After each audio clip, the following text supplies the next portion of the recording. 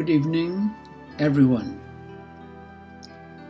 Great crowds were traveling with Jesus, and he turned and addressed them. If anyone comes to me without hating his father and mother, wife and children, brothers and sisters, and even his own life, he cannot be my disciple. Luke 14, verses 25 to 26. Why would Jesus exhort the great crowds to hate their families?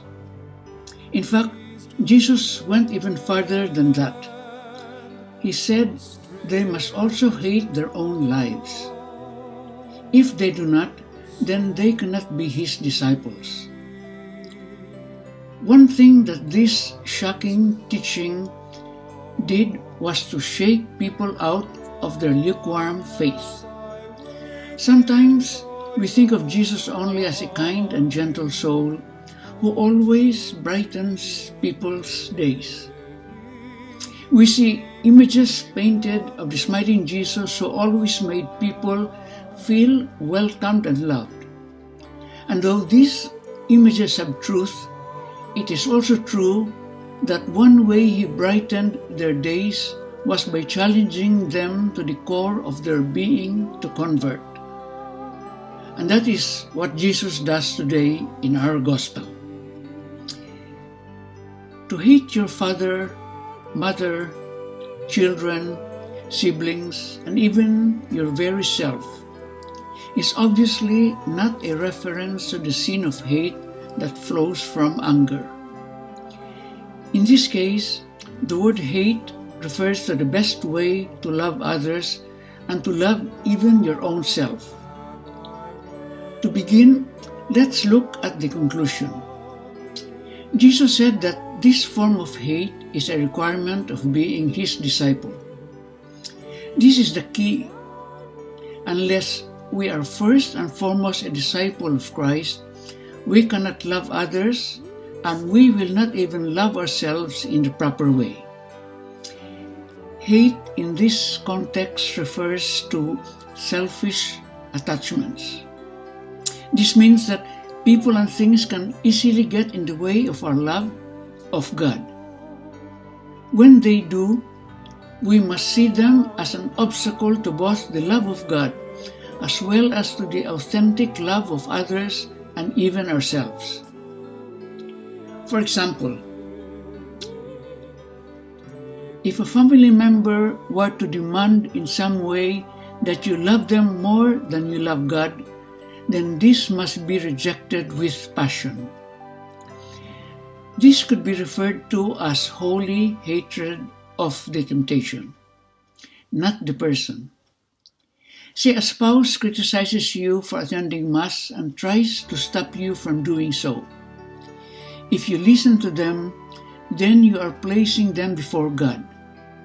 Or say someone hurts you and you choose to forgive them, only to have a family member challenge you and try to stir up anger in you toward that person. If you listen to them, then you are not listening to God. In these cases, we must hate in the same sense that we reject the temptation. What about yourself? How do you hate yourself? This is a reference to the many ways that our disordered appetites are drawn to sin.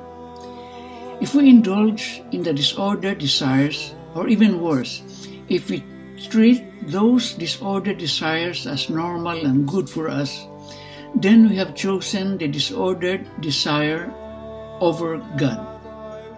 In that case, we must learn to hate and reject the selfish and disordered desire, choosing God and His will alone. When we are able to choose the love of God first and foremost in our lives, rejecting the temptations that come through others and even the temptations within our disordered desires, then and only then are we in a position to love others and ourselves in the right way. Jesus obviously wants us to love others and ourselves. But this is only possible when our love is pure and holy and flows from the love of God. Any other form of love is not love at all. It is a selfish attachment that hinders our true mission as lovers of God and instruments of that love to others. Reflect today upon the passion that you must have to reject all forms of sin. This includes sin that tempts you through the mediation of your family and friends.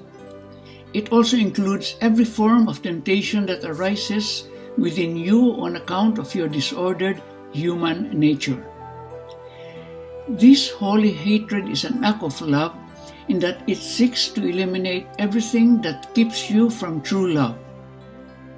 Choose today to be a faithful disciple of Jesus and commit yourself to reject all that seeks to interfere with this choice.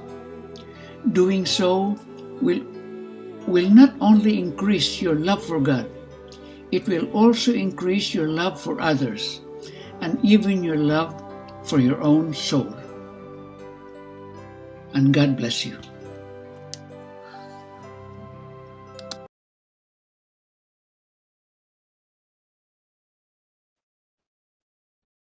Mga kapatid sa pananampalataya, nandito tayo ngayon sa ikadalawamput-tatlong linggo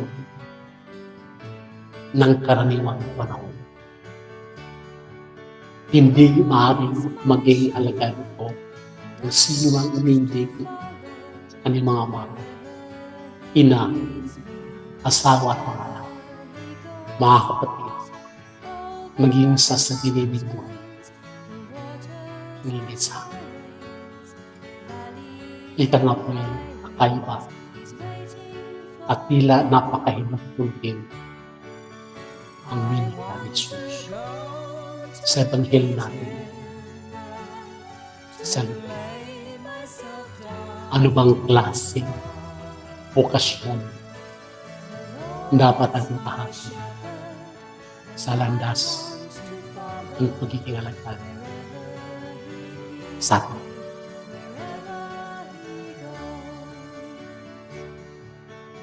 Hinihingi ba ako ninanais ng bago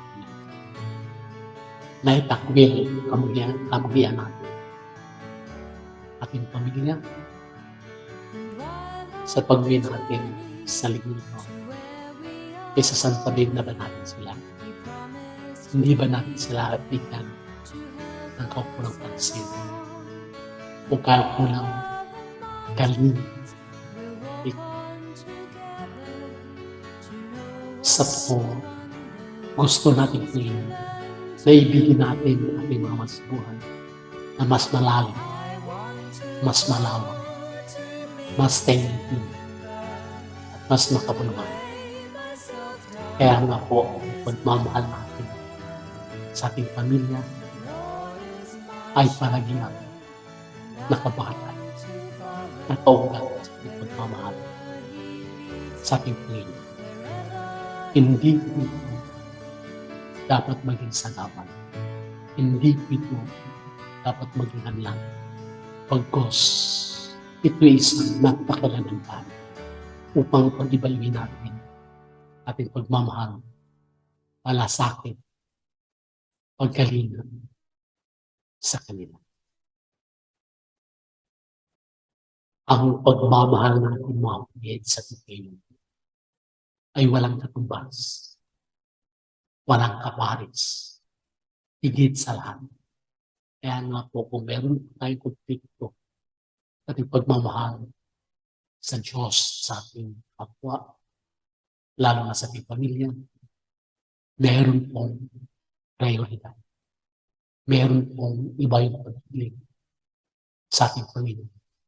Hindi dahil hindi na natin gusto amuhian o isang pagbihan natin pamilya.